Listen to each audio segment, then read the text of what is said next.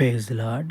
ఈరోజు దేవుని వాగ్దానం, యెహోవా యందు నమ్మికుంచు వాని కృప ఆవరించి ఉన్నది. యెహోవా పట్ల ఎవరైతే కృపగా నమ్మిక ఉంటుందో వాళ్ళకు ఆయన కృప ఉంటుంది. కీర్తన గ్రంథం 22:10 చెప్తున్నాడు దేవుడు. అలాగే యెహోవా నా కాపరి, నాకేమీ కలగదు, ఏమీ లోటు లేదు.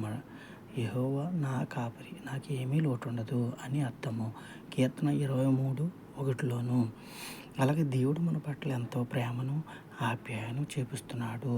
అలాగే అందుకని దేవుడు చెప్తున్నాడు, నీ గర్భఫలము నీ భూఫలము దీవింపబడును.